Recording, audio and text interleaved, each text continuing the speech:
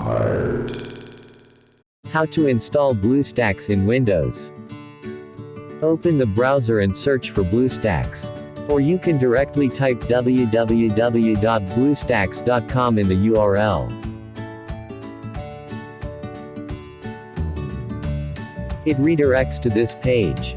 Click on Download BlueStacks. An exe file will be downloaded.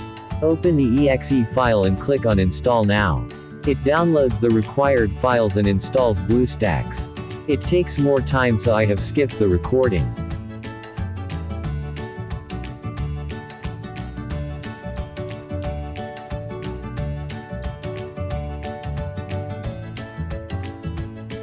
Once installed, it prompts for Google Sign In. It is always better to sign in, as most of the apps from the App Center of BlueStacks will be redirected to Google Play Store.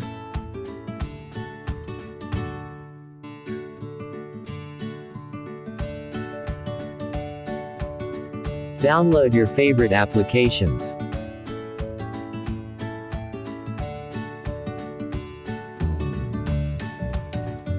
Check out the description for more interesting videos. Thanks for watching.